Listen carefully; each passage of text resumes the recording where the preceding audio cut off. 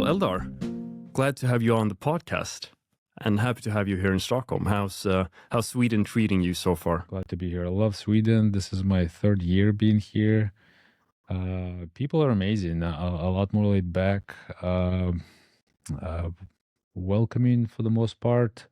Fantastic to work with, and they're typically on time. So it's just great working with Swedish people. Yeah, that's true. And I guess a bit more even as Swedes being on time, but accountants or anyone in this discipline is perhaps even more on time. Yes, I've noticed that. I'm always impressed, how Henrik or Kali will set up a time and it will be like 14:15, and they will be there at 14:15. I don't know if they're just showing off or that's really how Swedes are. It's showing off. I think we are like that. We usually tend to be there a couple of minutes before. Yeah, it's fantastic trait to emulate. Yeah, it is. Yeah, no, I love it. And the school has been very supportive. Like the seminar this morning was very good to interact with professionals, both for the school and for research, to see what interests professionals and how we can apply it to our research. So it's been great. Yeah, and it was a good presentation. There was a lot of people who seemed interested in this topic. So a good turnout for sure. Yeah, it's interesting. I also I did research in the U.S. On audit litigation. Mm-hmm. And it's a little more aggressive, a little more combative than it is here in Sweden. Yeah. And people spend a lot of time on trying to understand the psychology of the other party as they're litigating these big cases. Litigation almost always goes to to settlement, meaning we forego having jury to decide our case. You and I agree, okay, I pay you 50 million and we're done. But those decisions are made based on what we think jury will say, and jury is very unpredictable. And so there are a lot of people who learn to examine how jury reacts in preliminary hearings, even mock jury. They'll just create like strangers from the street and see how they react to arguments. And if they're starting to doze off, fall asleep, or really attentive, very attentive face, like they read those cues. So from that research, I became very aware of how public reacts. And so just watching,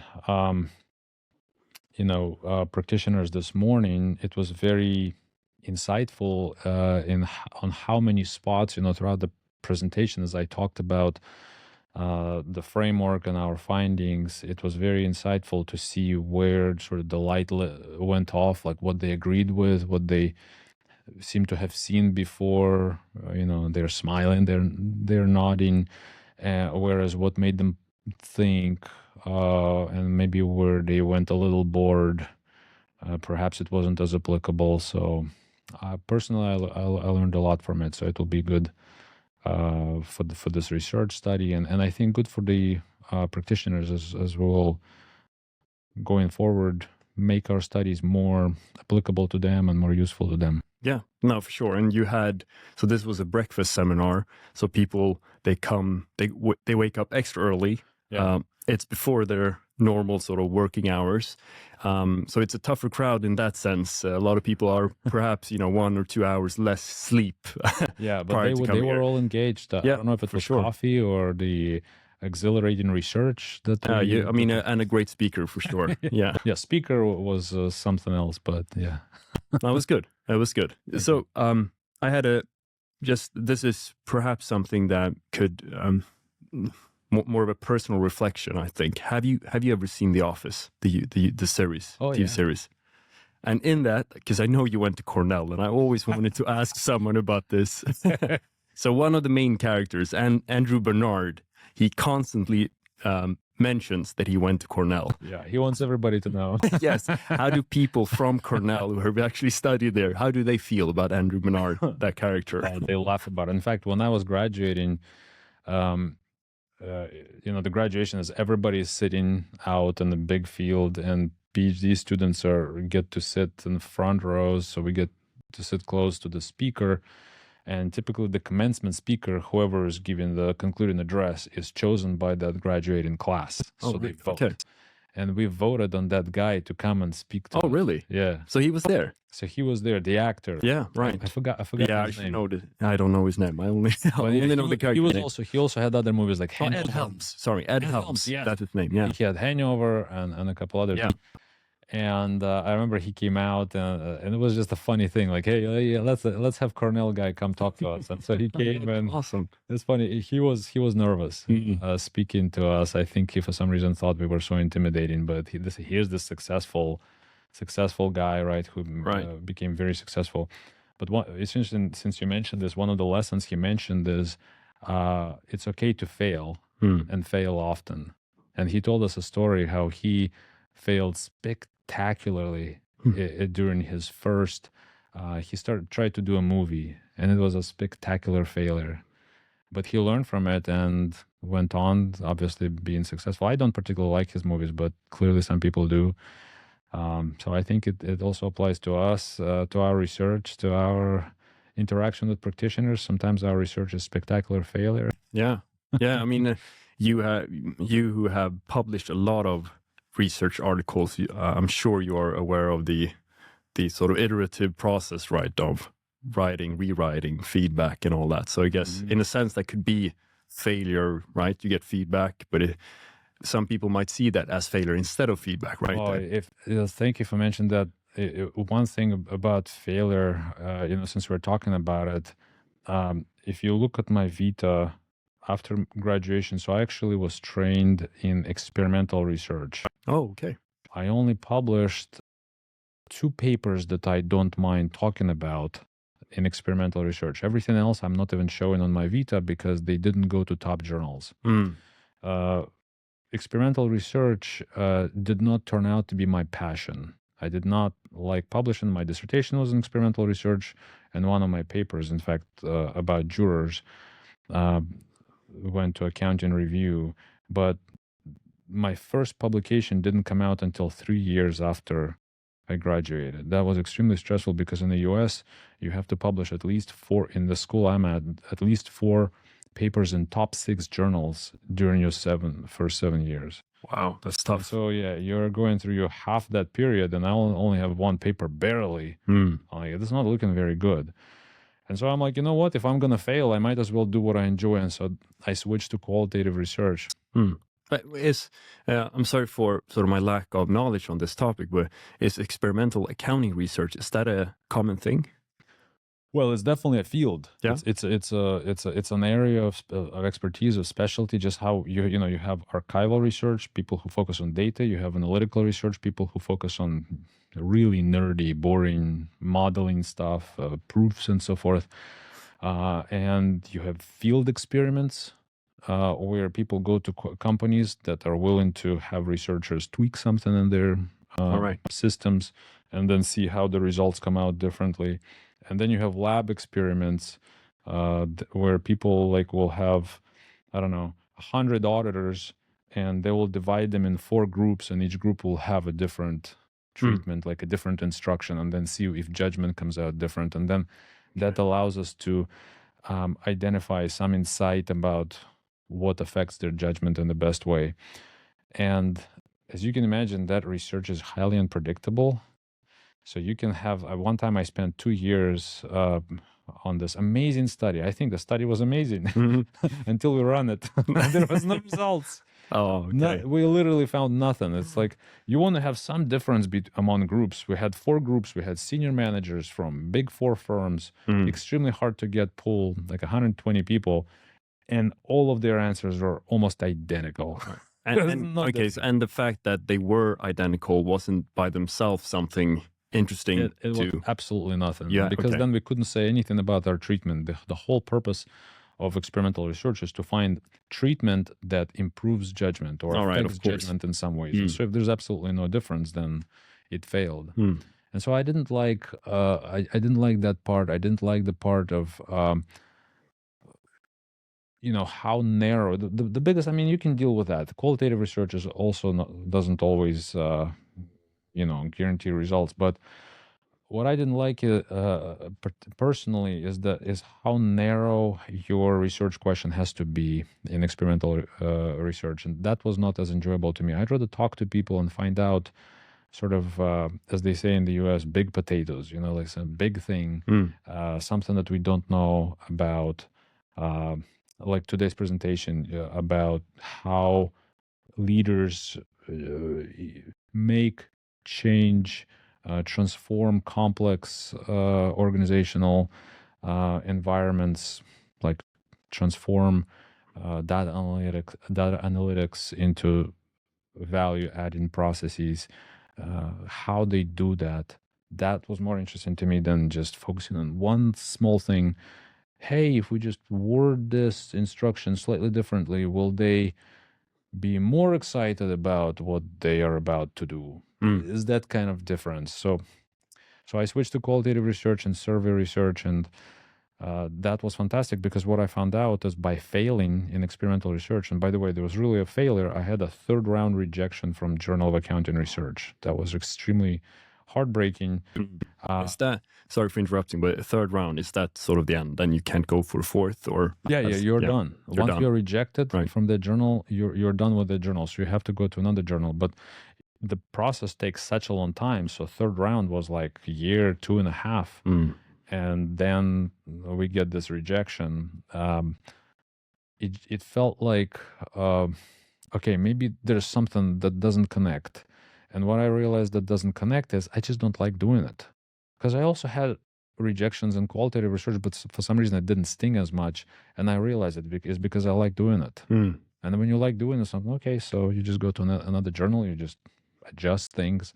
So I think it's important to fail a few times, to learn from that failure. Are you okay living with it, or is it really painful? So at least that's the lessons I learned. But yeah, I mean, that's really interesting. I think I definitely would agree with the fact that if you're sort of pursuing something that is aligned with your own values and you enjoy doing it, yes, you get tougher skin. You can face a lot more criticism, because it hurts it's not gonna matter. You're gonna continue You're doing this actually anyway. learning. Yeah, criticism is good. right. That's what people don't realize sometimes. Criticism and failure, that's how you learn. If you succeed, the only thing you learn is like, hey, whatever I'm doing is working. So you're technically not progressing. That's true. I still have failures. I had a couple of rejections this year, and I've learned a lot. I've learned which editors I shouldn't go to again if I can help it. And just how to approach things in general. That's why it's important. Just not be afraid to fail. Yeah, that's a great lesson. For sure. Yeah. So one thing we definitely should, I guess we could jump into the study your seminar was focused on, and you mentioned a quote from Jeff Bezos, which I think was kind of neatly sort of positions the entire paper and your findings. Would you care to, you don't have to say it verbatim, but if you remember the quote and just perhaps lead into what kind of study this was. I remember, and thanks for mentioning that. I am actually really proud of that find. I dug it out on YouTube a couple of years ago, and I'm like, why aren't qualitative researchers using this quote as the start of every qualitative paper? I'm going to steal that for sure. You should, yeah. In fact, I think I have a paper where I actually referenced it, so there's a reference for it. I'll share with you. Just please remind me. Yeah, please do. But what he essentially said is, I mean, think about it. Amazon, it's a company that has one of the companies that has the most data in the world. I'm sure there are lots of others in China, especially. There is also Google, there's Facebook that have a ton of data. But this is a company that has among the largest databases, right, of all of the package tracking and whether it's delivered on time, and how the weather affects delivery, whether packaging has a lot of air in it, whatever. So they have all this data that they're tracking. But what Jeff Bezos said in a leadership forum that you saw a clip from, that if the data tells you one thing, but someone else who is privy to this process, like a manager, tells you something that actually this is what happens, some anecdote, he says, I find that anecdotes are typically right. Yeah. And in fact, if you listen to that whole talk, he also talks about customers. Sometimes customer complaints, data will be showing everything is fine, and the customer will say, well, this was horrible.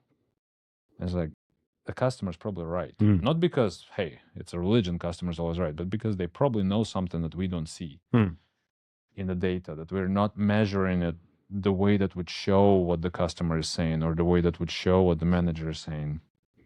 And so what that signals to us, especially qualitative researchers, is that there's a lot of value in what we're doing, because we're squeezing out these anecdotes out of people who are domain experts. It's important that you talk to people who know what they're talking about. Yeah. Right. So they should be privy to the process that we are examining. And then if they give us insights, if they share with us their anecdotes, those anecdotes are valuable and they can be pieced together. Any one person that we might interview, they may not know all the answers, but they will have a answer. They will have a couple answers. Someone else will have another couple. And then you keep interviewing people and keep learning about the process until all of these neat little insights and anecdotes, they add up to something that has themes and ultimately has a framework around it that you feel comfortable saying, wow, I just figured out the answer to my research question. Now the answer to my research question is becoming clear. And eventually, when you interview more and more people, you might realize, okay, I'm not really learning anything new to that framework. I could keep going and interviewing the rest of the world and learn all kinds of different things about different aspects. But with regards to my research question, I stopped learning new material insights, let's put it this way. So at that point, you can stop. That's what typically is called saturation. Some methods don't use that concept of saturation, but we always kind of keep it in mind in terms of, am I okay to stop now? So that's how that works. Once you get enough insights, you're not getting any new insights, you probably can stop interviewing. Right. Yeah. And this specific study was about data analytics. So what is, can we start with just the basic? What is data analytics? That's right. That's the first question I tried to figure out as well as I looked at this potential topic. And turns out research disagrees. Not so much disagrees. It's not very careful in defining it. Some studies that study this phenomenon, that study data analytics, they don't even define it at all. They just, we're studying data analytics. You should know what it is. I don't know what it is. I mean, I have my own opinion. So there was a little bit of a lack of specificity in research. However, there are some studies that really did a good job of trying to define it. And so we, amazingly, after collecting the best insights about definitions of data analytics from existing research, it turns out it's a pretty broad definition, which is essentially data analytics is any process, tool, or technique that uses data to obtain decision useful insights. So if you can think of anything that uses data to obtain decision useful insights, it could be classified as data analytics. And I think it's a good definition. Yeah, it is. I mean, as soon as you sort of add that you want to create decision useful insights, that's just, I guess that's the key, right? Because that's a lot of stuff falls out of that bracket. Data, if it's just sitting there pretty on the shelf and not really helping anything, it could be anything but not data analytics that organizations care about. Yeah. So for us to examine a construct that is relevant to the practice, relevant to the society, it has to add some value. So you could probably classify it even in a more useful, even in a more broad way. You could say it's any tool, technique, or process that uses data to create value. But I think then it's even broader, and I'm not sure. Yeah, it is, because then you would have to define, what do you mean by value? What do you mean by creating value? Decision useful insights is more precise, and I think is. I agree. The executives that we interviewed, they agreed with that definition. It definitely is how they visualize it. They may not always have defined it in those precise terms, but after we discussed it, they told us, yes, that's how I think of it. Okay. And okay, so thanks for providing a clear definition. That's good. Why did you decide to study data analytics? And I guess, as you refer to in the study, the human factors about data analytics. Right. That's a good question. Interestingly, and you probably know this, companies invested so much money in data analytics. I don't know, when you were at Cambridge, did your professors talk about data analytics? Yes, That for was sure. about the It was time. it was a separate module even. And they were like kind of afraid of being left behind probably at the time, right? That was like several years ago. No, so the master I did was actually recent. So I Okay. yeah, So it was I already finished. developed. Yeah, I finished. I graduated last October. Oh, okay. Yeah. So No, just a couple of months ago. you were you were at the advantageous. Yeah, I definitely. So this was like a huge part of the accounting master for sure. But say 10 years ago, Yeah, when that it would was be a just different ramping story. up, our director of our business school of my accounting department, he was worried. Hey, data analytics is coming up. We accountants, we don't know data analytics. What's going to happen to all of us? We need to urgently understand this field, and Deloitte is investing a lot of money. PwC is investing a lot of money. And we were talking, I think at the time they were investing like $500 million or $1 billion into data analytics. So that was about 10 years ago. Now, roll forward a few years later, what we are seeing now in the business press, if they talk about data analytics, it's primarily about all the challenges associated with it and how executives are sort of disappointed how it didn't live up to the hype. Right. And then I looked at the research. It was kind of interesting to see. So what is going on? Did we pay too much for software? What happened? And as I went and looked at some of the research that was extant on the topic, it turns out that research primarily focuses on what went wrong. This went wrong, that went wrong, what the challenges are, what's the difficulty. And that is important. And I feel like that research kind of laid out perfect foundation for us then to come in and say, so that's all the ways in which it went wrong. So how do executives make it right? What works? What makes it actually work? And what makes it deliver that decision useful, those decision useful insights consistently? How do you make it that way? A very interesting and important question, Right? for particularly people who are in charge of implementing these tools, right? Exactly.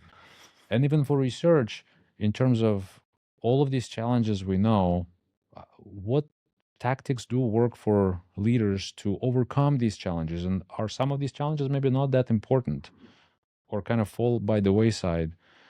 And what we found was that executives do encounter their challenges primarily human related, human and organization related, not technology related, but human and organization related. And to overcome those challenges, they follow this change management process. They may not even realize that they're doing it, but prior research outlines some useful frameworks, and the one we used has 4 phases, and it mapped almost perfectly into our results, where first executives essentially define a vision for themselves of what they anticipate this data analytics deliver in terms of decision useful insights to the organization. Second, they communicate their vision to the rest, their stakeholders. Third, of course, they get pushback, so they revise that vision. And fourth, they come back with the revised vision and they energize the stakeholders. Hey, look, this is working. Let's keep going. Again, they might get pushback, so they might go back to that revision stage and then again come back and again energize. So that's sort of that 4-phase framework where the last 2 phases tend to get repeated. And executives tell us about the key tactics throughout each of these phases, such as highlighting early wins, focusing on early wins, gaining trust. So those are, and the way they essentially overcome these challenges, the way they make data analytics consistently deliver decision useful insights, that's sort of highlights what challenges really matter. Right. Lack of trust matters, worry about losing control over the story matters to people, and that's why they're so resistant. Data confusion, who owns what different data sets convey matters, and so forth. So yeah, I think that was an important gap that existed when I started looking and my co-authors started looking at this potential idea. That was not clear. What exactly executives do? Does everybody fail? And it turns out it's a very deliberate process to make it work well. And that's where this framework comes in. That's really interesting. And I mean, and you mentioned change management, and it just got me thinking, if, let's say, the financial executives, now I'm making an assumption here, but let's say they are usually someone who's prolific within their field, in finance and accounting. So they start in that field and they sort of grow because they're good at financial reporting, assumingly. And then at one point, they realize we need to implement the data analytics tool. And they need to know about change management to get sort of people's approval and negotiate in between departments, even perhaps, and in hierarchical levels, so up and down. But do accountants, are we the best to make the change management as sort of implementations? I mean, or is there perhaps skill sets lacking from the financial executives who's been given the responsibility to implement this? That is actually a really interesting point.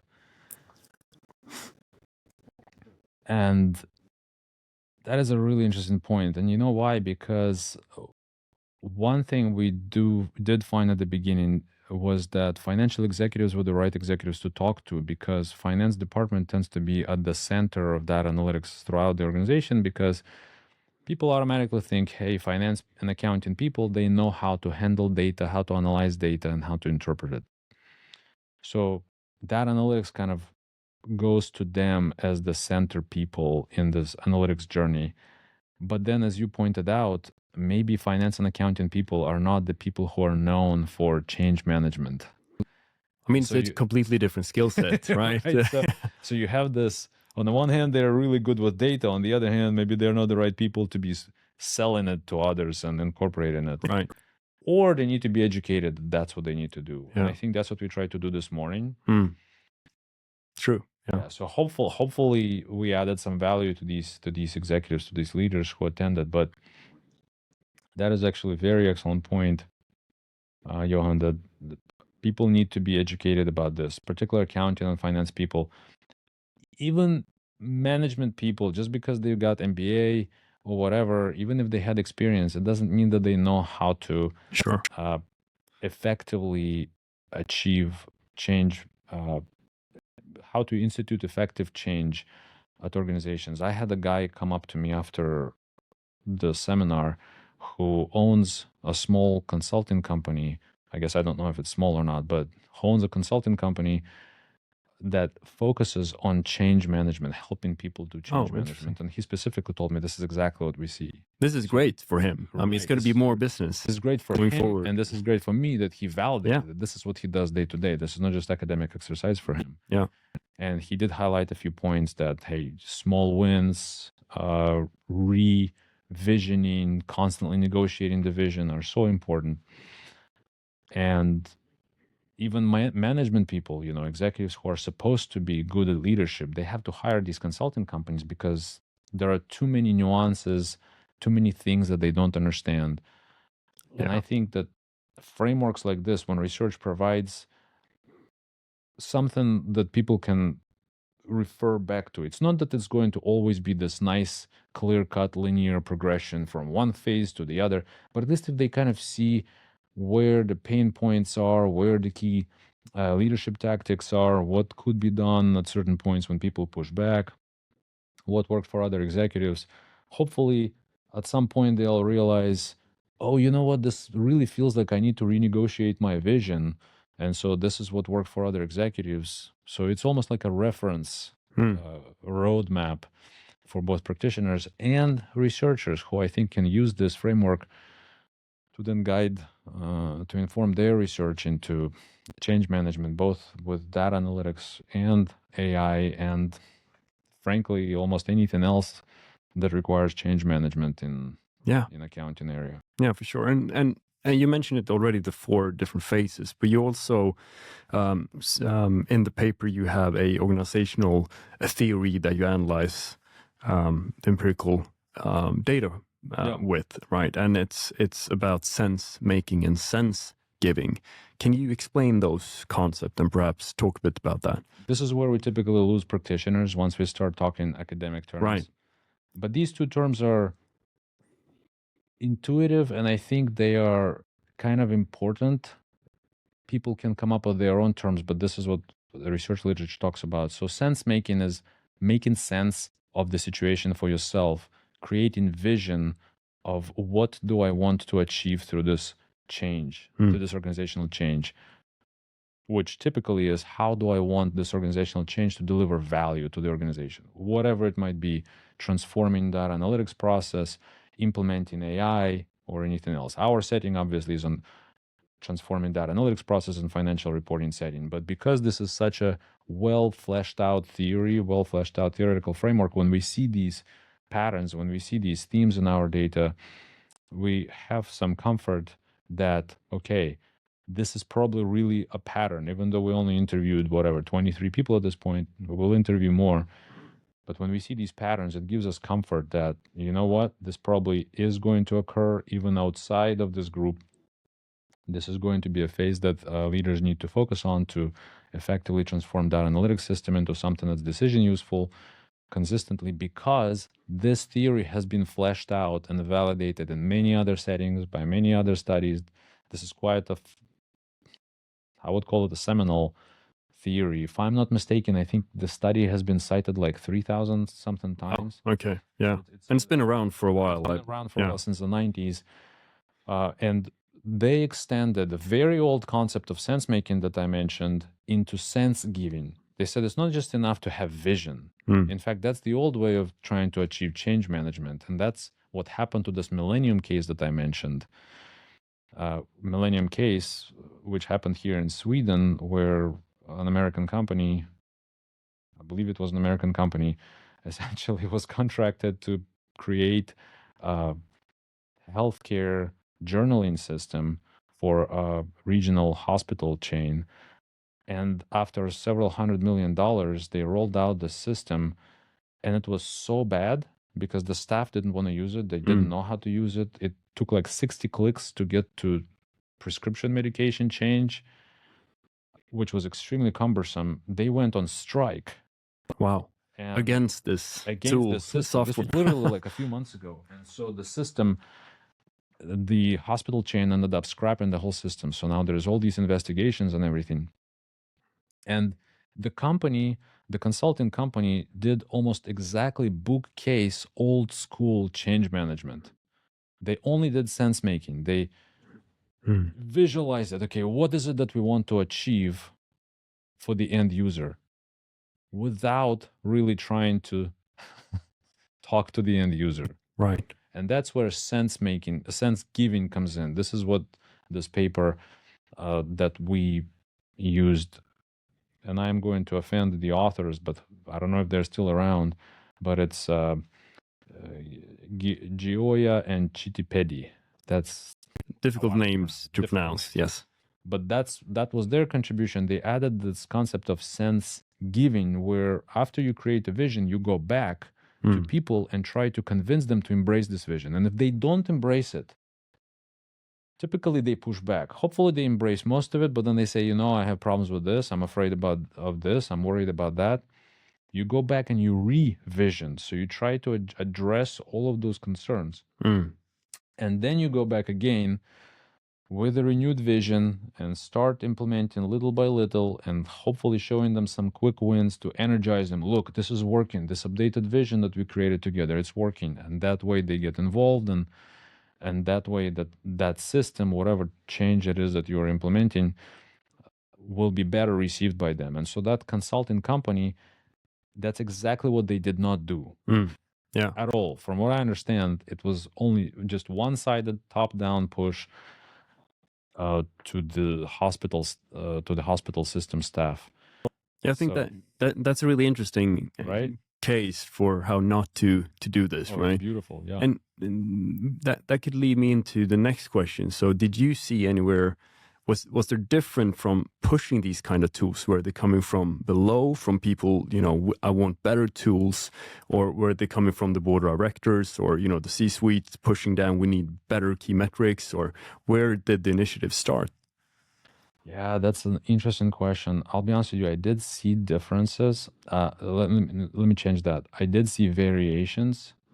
We did not dig deep enough to see differences, how effective was one versus the other. But we did see that in some cases, executives managed to come back with the vision, revised vision to the stakeholders, to the employees who would actually be creating these data analytics insights, and sell them, or even to users, to end users of this data analytics and of these data analytics insights. They were able to come back to them and work with them and address their concerns.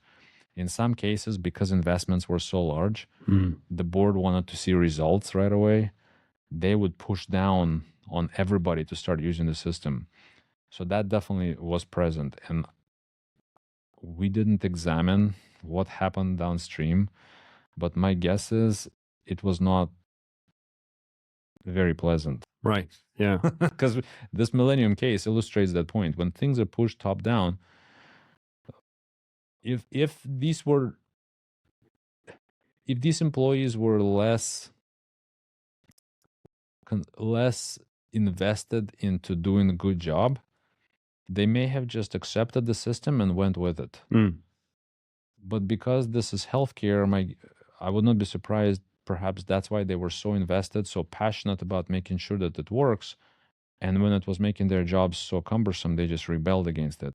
I'm worried that in some organizations, they may just be going through check marks. Okay, well, if you push down, we'll start using it. And here's the metric. We'll produce it every day, but nobody's really using it. Right. They will only do it because you make them.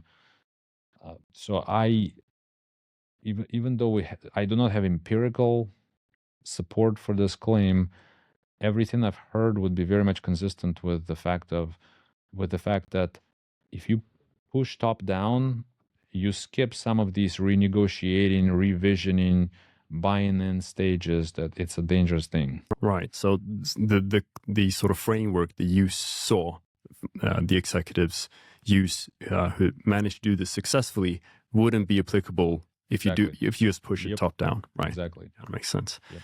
So it's a co-creation process. Yeah. Yeah, exactly. It definitely is. And the feedback loop there between the two last phases, right? So what about specific skill sets? So you interviewed financial executives, which are people responsible for financial reporting, right? And perhaps even internal financial reporting as well as external stuff. It's both. Right. Did you see that they decided to hire specific, external capabilities, bringing in data analysts, or did they push sort of, the lower level people to different kind of classes to learn these tools, or how do you build the skill set necessary to even use these? So that's an excellent question, and interestingly, we didn't have time to talk about this in a seminar. The example I gave was executives actually hiring somebody really with great credentials like PhD in data analytics to send a message to everybody. We really need this. So they definitely hired some people who would bring in real expertise, real high-level expertise. I did get the sense that they would very much like and very much perhaps even prefer, although now I'm going a little bit out on a limb, that internal people get trained in data analytics rather than bringing in people from outside. Right. The reason for that is because internal people understand the finance and accounting side of the things really well. And now if they could also get trained and understand that analytics side, it's like a perfect combination. The problem with that, and that's to your earlier point on, are these the right people? Are accounting and finance people the right people to execute change management? Accounting and finance people, turns out, may not be even the right people to execute data analytics. That's interesting. Yeah. because they don't like being trained in that. Mm. Executives reported that it's weird that, especially accounting people, they even said even finance people are better at this. You give them opportunities to train in data analytics, to learn new tool, and as long as they can avoid doing it, they will avoid doing it. Right. Or do you think that's a specific for Trait. the field, or is it something that we are simply in general afraid of change and having to learn not another tool? We already have 3, 4, 5 systems. I Right. just learned the last program, or Exactly. I will be speculating here, but based on what executives told me, the way they presented it, it almost felt to me like they thought, in their observation, it was an innate trait, a typical trait of that's people interesting. who select accounting as their profession, perhaps because it's risk aversion. They just like this sort of to do the same predictable thing, and don't like as much change, don't like Right. the fluidity, the unpredictability of data analytics. But that's a speculation, right? Yeah. But it is interesting that it was a theme that didn't make it into presentation because it was not a central theme, but it was a theme that accounting people don't like learning data analytics. Mm. They don't like learning the technology. And it's a little concerning because I've seen it in another paper from another set of executives where they told me it's an extremely valuable skill to have an accountant who is also tech savvy, but it's an extremely rare skill too. Right. Right. It's not common to come across people like that. Right. Hopefully over time we'll see a change in that. That there will be the gap between the tech knowledge and the accounting knowledge might perhaps converge a bit. That accountants might add the analytics. What do you think? They will have to. They will Yeah. either. I think they will either lose jobs because, especially as AI will come in, you will either have to learn how to be really proficient in AI, or you will become obsolete. If the only thing you know is accounting, and you refuse to learn tech skills, you will go the way of basket weaving and all that other stuff, unfortunately. Yeah. So I hope that people will realize how important it is to upskill yourself, to upgrade your skills continually. And that's what we try to teach students. So I don't understand why it's not coming across. I almost start to believe that maybe there is something about self-selection, that people who select accounting at least have been up to this point. Maybe going forward, it will become such a fluid field that we will not have this self-selection bias if it is there. But right now, it does seem like it's a little bit of a self-selection bias where people just who get self-selected into accounting, they're not the same people who enjoy technology and technological advancements and learning about technology. Right.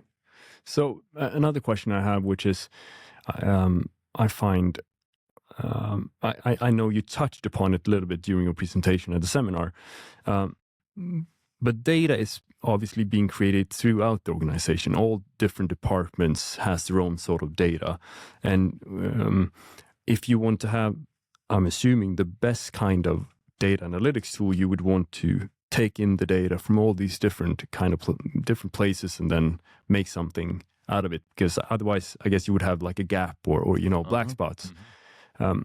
Did you see any specific issues when it came to interdepartmental, negotiation between? Yes. Can you perhaps say some stuff about that? Absolutely. It was one of the core issues that executives shared with us that they had to overcome in creating a culture where they are a partner to the organization rather than finance department, because without that partner culture, without that partner mindset, so this was one of the key tactics that they employed, especially in energizing phase.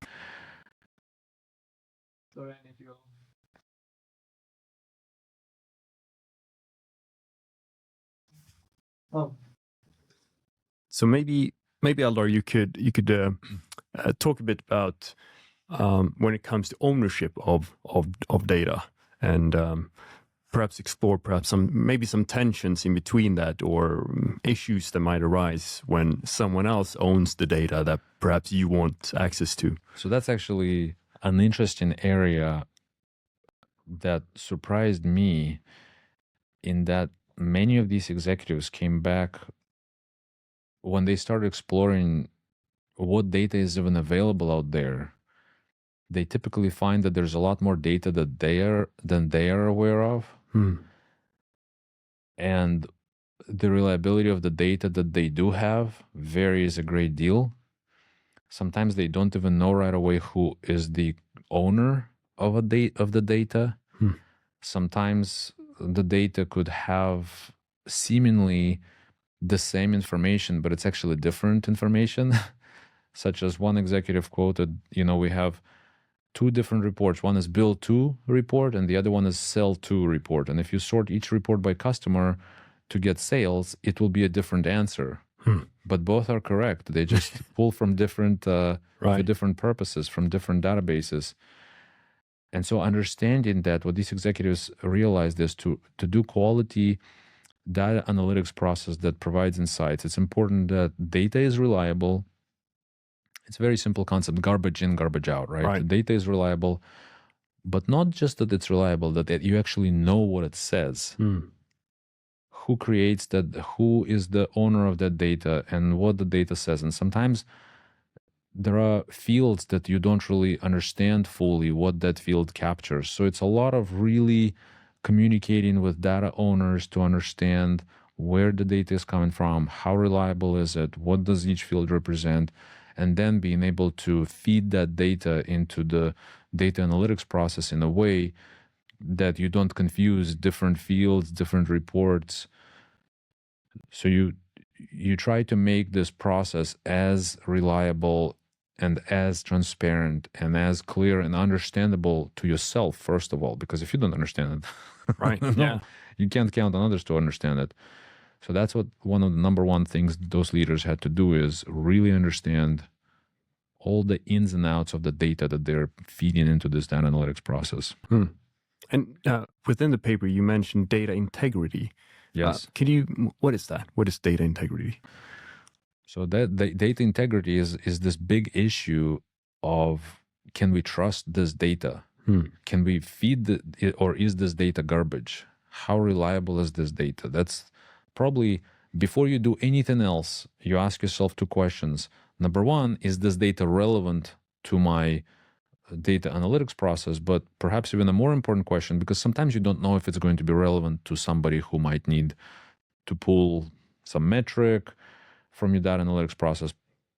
So they need to ask themselves if this data is relevant. But for that, you need to understand what this data is, so it's appropriately labeled.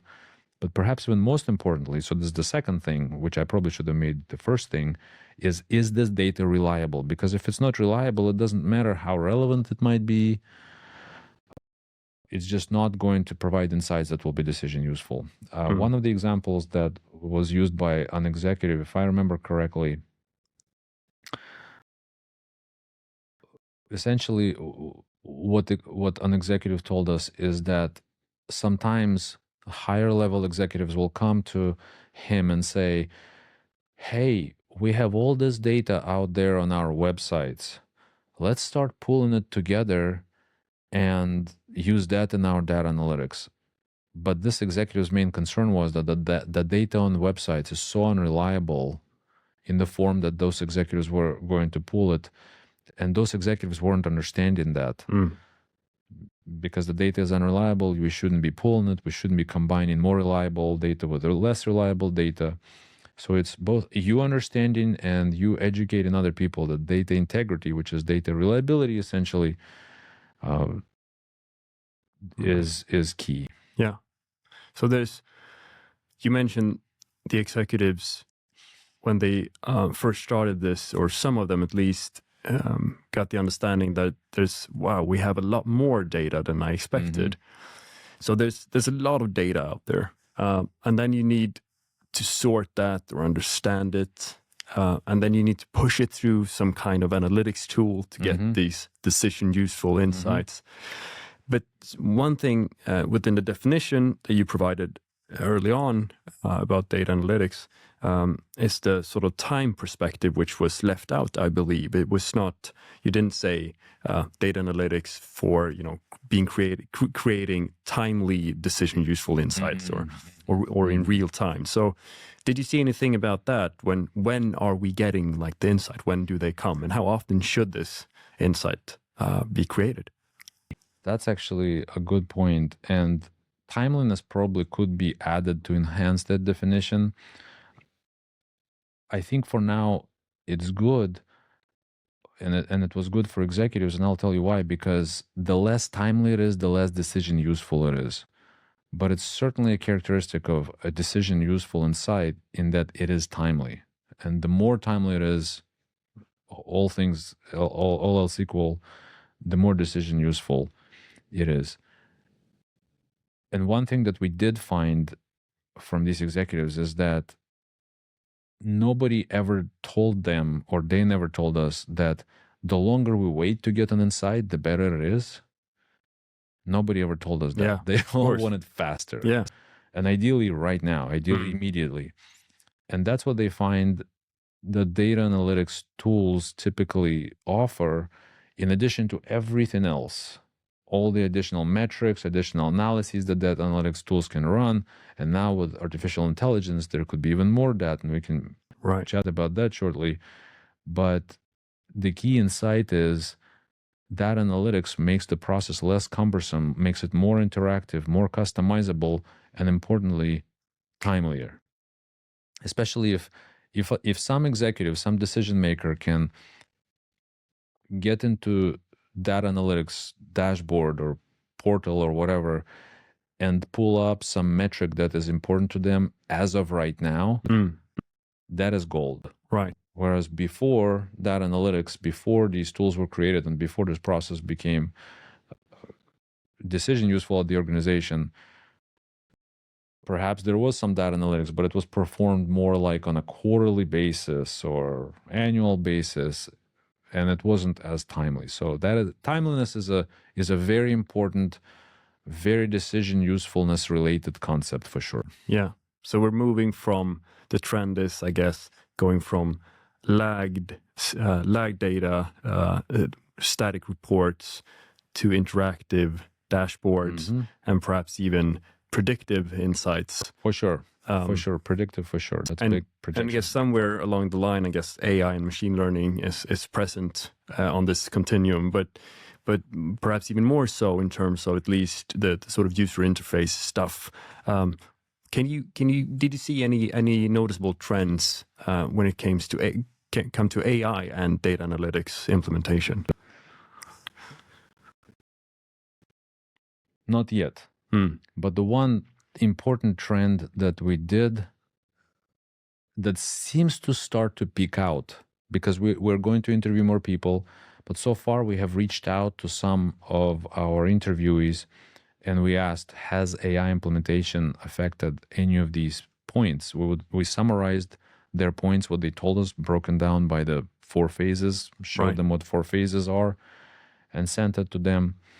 And some of them responded back and they essentially said, it does not affect anything. Some of them haven't even implemented AI yet, but they're planning on doing it. But it doesn't look like it's going to affect anything in terms of that process change management framework.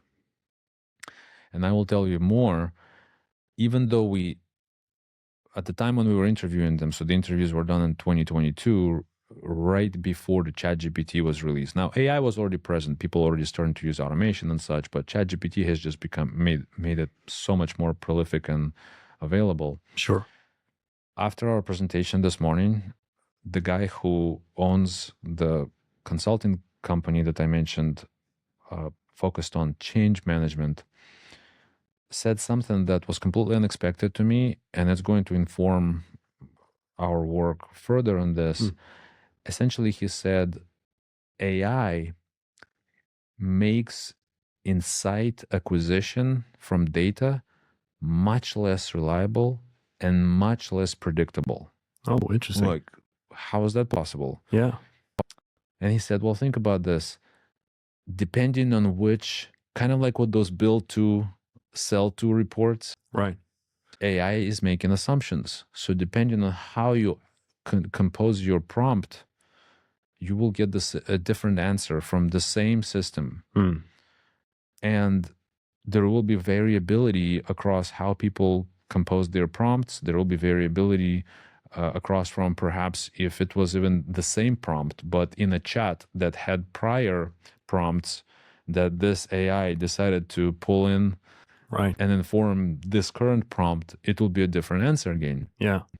And so what the point that this guy was making, essentially, that it's fairly intuitive. As you add AI, you add a lot of power and a lot more components, but also a lot more elements that this decision-making process enhanced by AI will be able to make.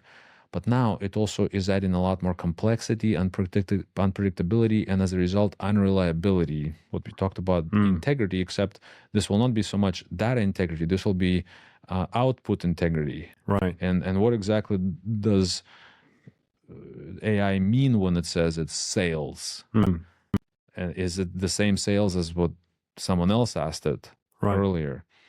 And so as a result, I'm done with this point. As a result, human involvement becomes even more important with AI. So that was the completely unexpected point that I got out of that conversation with him, that, wow, it turns out as you introduce AI, human involvement, oversight of what AI is producing, those outputs, and making sure that those are reliable and relevant outputs, it becomes even more important. That was amazing to learn. Yeah, that's really interesting. And I guess you can also say that the issue with AI, which is part of what you just said, but the process itself is sort of hidden in a black box, right? You can't really look in.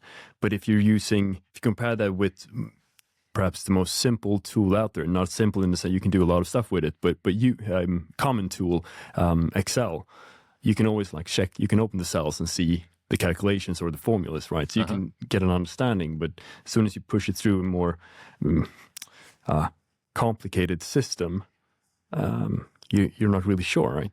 I would liken it almost to an individual. AI to me is nothing more than a human who perhaps is a little more informed, maybe a little smarter. Other than that, it's like a human. Do you know why a human makes a decision? Interesting. Right? We don't know what's going on in that mind.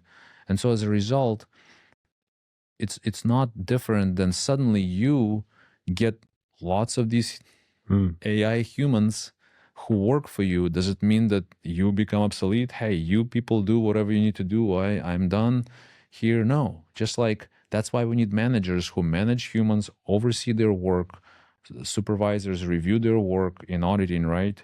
You can't just have audit staff prepare work papers and great, it's done. No matter how smart that person is, you need somebody with insights other than what this assistant is privy to, with experience, with judgment. Maybe I talk to the partner, this person doesn't understand it. I know the client better, this person doesn't understand it, and so forth. I know what's actually important, what's not important. So humans are sort of becoming managers in a sense that oversee AI. And this will not be much different when we have, in fact, it will be even more similar to the analogy I just made, when we have AGI, artificial generalized intelligence, which is not just specialized, right? But when it's agential, when you have an agent, you literally, I don't know, you call your agent Sven and you say, hey, Sven, you here, do this work for me. I'm going to go and do the podcast and you do all this work for me. I can't just come back, no matter how smart Sven is, I can't just come back and trust that Sven has done everything exactly the way I wanted it, because ultimately it will be my signature, right? My responsibility over this work. So as long as I'm responsible for the process, as long as I am in the middle of this human activity, whether it be me as a professor teaching something, whether it be me as an auditor opining on somebody's audit opinion, whether it be me as a manager instituting some sort of change for the client or for my company, I am responsible. So I can have a bunch of people, a bunch of AI, Svens work for me, but ultimately I am the one that's responsible. Right. And it's amazing how every technological change that happens, the first reaction of humans seems to be fear. Oh my gosh, we're done, right? Whether it be the printing press, the industrial age, the internet. I remember like when computer first came out and Excel came out, I was not an accountant at the time, but I've heard from people what they said is essentially we thought, okay, accounting is done. Now anybody can just sit down at Excel and type up all the information. Did that happen? Right? Yeah. No, we actually needed even more accountants because now accountants aren't just responsible for carefully documenting journal entries. They're responsible for providing a lot more insight and a lot more analysis with regards to data. And I think exactly the same thing is happening now with AI, where initial reaction is fear. Oh my gosh, we're done. I think we'll be laughing about this 10 years ago, hopefully in a good way. Yeah. Hopefully we'll not be like, oh boy, we were really underestimated this. But I do think we will be laughing about it in a good way where, wow, we really underestimated how important humans are in this process, because as technology increases, and for your podcast, people will not see my hands, but my left hand is sitting at the same level, and that represents expectations from humans, right? Whereas my right hand represents AI capability. And as AI capability goes up closer and closer to expectations from humans, whenever technological advance increases, expectations from humans never stay the same. Right. Right? When we had carriages with horses, expectations were, riding in semi-open environment and cold, smelling all the smells from horses and, being shaken by the cobblestone road. When technology came up, yes, maybe we didn't need the horsemen anymore who would be driving these horses, but humans, a lot more human jobs were created in creating these cars and creating software for these cars and creating tires and making the ride smoother. Expectations increased. And I think similar story is waiting for us with AI. As AI capabilities are approaching humans, and my right hand is meeting my left hand almost, right? If expectations wouldn't change, then yeah, eventually AI would overtake everything. But that's the thing, expectations always change. So expectations will keep rising. We will be required to do more and more. Auditors will be required to do more and more. And it will not be like we need to therefore work more, or our life will become even more, even less bearable. I think it will be the opposite. I think it'll be more interesting. Now we will be required to do things that we before without AI couldn't do as easily. But now with AI, we can do very easily. Right. So I'm very optimistic about how AI will complement data analytics. Even when it becomes more agential in nature, I think more will be expected from data analytics. I think more will be expected from finance and accounting departments. But I think it will be exciting time when, as long as we recognize the centrality of human role and knowing how to use these tools, how to oversee AI in this data analytics process, I think is going to be fantastic for everyone involved. Yeah. Now that's really interesting. I just have, when you talk about expectations, do you think the increase in capabilities from these programs and AI in the future, will that change in the way, perhaps change regulation in the sense that now we have quarterly reports or annual reports, but if you were able to produce all of this at an instant, do you think regulators will come in and say, you know what, or investors perhaps, or some kind of stakeholders, we want information. We know you guys are sitting on this timely information. I want to have it as well. That's interesting that you said that, because that's exactly my prediction. We're not talking about auditing in this podcast, but in terms of auditing, I think expectations are definitely going to instantaneous, continuous auditing. I think that's the future. I think, and some insights, some financial reporting elements are more difficult to audit instantaneously. For example, estimates, right? There's so much judgment. It's actually not perhaps as conducive to instantaneous auditing, although I could make an argument that a partner and a couple of really smart auditors could make sure that the AI's model in evaluating estimates continuously is what they focus on. And as long as the model is accurate, they sign off on that model, then as numbers change and cues and information from the environment changes, that number could continually be updated and verified by that model. Interesting. So I can come up with all kinds of ways of doing it. So a continuous audit instead of ad hoc audit. Exactly. Wow. The audit could be built in as a model of that AI training. And as long as we signed off on that model, whatever the numbers produced, it's already automatically been audited. So, I mean, there are lots of ways of doing it. I'm just coming up with like Isaac Asimov with some things of how it could be done, but it can be done that way. Maybe there are better ways, but it's definitely the expectations. Like you said, if you have that information, why should I, investor, sit on my share on my hands for 3 months, wait for you a report when you can provide it instantaneously? So it will definitely be instantaneous. Fraud, since we're talking about auditors, I think auditors will be even more responsible to detect fraud, and they should embrace it because technology will allow them to do it. So that way they will stay relevant.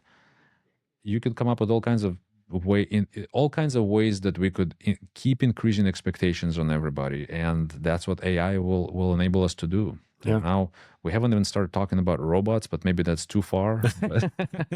But Elon Musk is promising that that'll be another 2 trillion in the next few years. Yeah. In terms of, if Sven doesn't just exist in computer form, but also actually walking around and talks with Swedish accent to us. So that sounds great to me. Yeah. Yeah, we are in for a lot of interesting developments for sure. In technology. Should we perhaps end on a note in terms of, I know you are a very appreciated lecturer and you always get a lot of good reviews in terms of your classes. Do you have any, perhaps you could say something about how do you make the class feel inclusive and perhaps any advice for an up and coming educator? Oh, for sure. This is a big topic, and I would say one of the big things that we talked with you and a couple other colleagues that America is known for is a continuous experiment. The entire country is a continuous experiment. So, and it tends to swing from one extreme to another in everything it tries to do. So I want to make sure that we are on the same page about when we talk about inclusivity among the students, it's not some, politically charged term like DEI. That would be a complex topic to talk about, but specifically, simply, are our students included in the education process, irrespective of their background or their capability, perhaps? Do they have similar opportunities to have all their questions answered and to learn from the process? And as part of that process, what we can do as academics is, honestly, this is not in any way a politically charged statement, but it's simply watching our individual students' needs, not differentiate them by not making any sort of judgments but just simply watching them to see what individual students' needs are. Some students learn more slowly. Some students, just by the nature of how they interact, they may be really involved and it's easy to give them all the focus. But other students may just be sitting back, and for some of them it means they understand everything, and for others it means that they probably don't understand anything. Yeah. They'll just sit there. And so I think it's important as a faculty member to just be continually sort of present and try to read off of your students. Are they tracking? Is there any concern? And as soon as you see a red flag of some sort, even not a red flag, just a yellow, just touch base like, hey, Joe or Jill, how are you doing? Is that concept making sense? And if you ask them a question in class and they don't quite answer right away, you might laugh it off and move on. But I would take a note of it and just ask myself, does that mean I just caught them off guard, or is that really a norm for them? And just kind of maybe watch them a little more carefully. I also watch their grades, and this sounds like really intuitive, but many faculty members, we get so excited about our material, and we just assume some students are just not as advanced as others, and that's just a fact of life. But if we at least try to reach out to those students who, if I see a student missing class several times in a row, or skipping an assignment that I think was easy, and it's kind of silly that that student didn't submit the assignment, reach out to the student, find out what's going on. They super appreciate it. Just shooting them an email. Maybe in Sweden they do it all the time. In the US, that's not necessarily the norm, although many faculty members do it. Reach out to that student, just touch base with them. Worst case scenario, I've had some students, no matter how many times I reach out, they just don't respond. And in that case, just to make sure, I go out to the dean of students in the US. It's a person who is in charge sort of communications with students. And I tell them, hey, I can't reach out reach this student. I just want to make sure they're okay.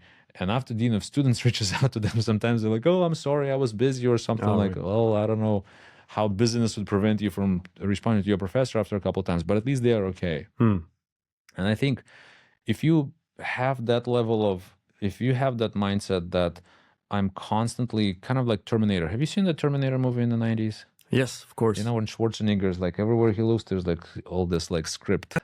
And that's kind of like how I view my students. I'm constantly like kind of tracking data, and it's very hard to remember everybody, right? But I think you subconsciously you will sense some triggers if something is off. Like I think that student, maybe it's second time in a row, I thought they were a little off or something. So find a way to follow up with them. Hey, how's it going? And sometimes things will come out from that even interaction. Of course, you don't want to do it in front of everybody because you don't want to embarrass them. But maybe privately, like, hey, just want to check in. How are things? I think it will go a long way to do that. Thank you for sharing. That's really interesting. And I thought of a thing when you said that. I mean, the classroom setting is, if there is a teacher who allow that, it could be very interactive, right? So you could get like continuous and immediate feedback on how you're doing in a way, if you're interested in that feedback, right? So I guess that's a bit what you're saying. You could, the Terminator data stuff, right? For sure. But even without that, because, in accounting, I noticed sometimes it's hard to get people engaged. It's like, hey, and what would be the credit to this entry? Or everybody starts looking at their phones. Nobody wants to really get embarrassed, even if they know the answer. So it's hard. Again, I don't want to keep saying that maybe it's self-selection, but they're just, accounting students seem to be not quite as outgoing and engaging as I've seen in other disciplines. Again, maybe it's self-selection, maybe it's just the nature of our classes that we put them to sleep. I don't know. But at least, even if they don't respond, just keep just sort of constantly tracking and monitoring them. What are they doing? Are they like are they on the phone, and are they not looking you in the eyes? Are they just constantly gathering data, just being present? When you're there, just be on and be present. And by the way, it also works for online classes. Even if they are asynchronous, which means you don't really interact with them live. Right. But if you just look at their grades and see and look at their activity, like how often do they check in, how often they watch videos, do they watch all of the videos that you posted, just being present that way, sending out announcements to them more or less, at least on a weekly basis, just saying something, hey, I saw this article, I hope this is helpful to you. Just kind of let them know, hey, I'm present, I'm here. Right. I think doing that, just being connected, and I think it's probably even more important in online environments, frankly, because you have so few points of interaction that you need to be even more deliberate about. I'll just mention one last thing. I personally use, and I found that students use it sometimes, But when they do use it, that means that I'm glad that it was there. And what it is it's a link that I created. It's an essentially anonymous comments link that I posted in Qualtrics for them, and it's in syllabus. So whenever they want to submit anonymous comment like, "Hey, professor, we love you, but you really need to start putting deodorant on because we can smell you from like several desks away or something." I never got that comment, but Yeah, I'm glad you know, did. if there's anything that they That's wouldn't good, feel comfortable telling me in person, maybe like slow down or maybe enunciate a little better, they just may not feel comfortable saying that in person, but they can maybe feel comfortable saying that anonymously to me via that link. And that happened to me a couple times, and it was very helpful. That's good. Yeah, for example, students would say things like things that they did say, not the other end, but what they did say is like, "Hey, it would be great if you could extend the exam window by one more day because the deadline is like falls on a holiday or something like that." And they did not feel comfortable saying that in person, but they said that via that anonymous link. And so I immediately adjust my schedule. I send out an announcement, "Hey, thanks to the anonymous student for doing that." And that way also I encourage them to give me that sort of feedback anonymously if they want to. That's good. And I guess a good example of how any data tool and change management and interactive leadership can benefit everyone. So. Exactly. It's visualizing and revisioning based on their feedback. Yeah, exactly. I appreciate you, Eldar. Many thanks for it's been a great conversation. It's been a pleasure. Thank you for being part of this podcast. Thank you, and thank you for everybody who's listening. Hopefully it's helpful to our listeners. I'm sure it will be. Thank you. All right, brother.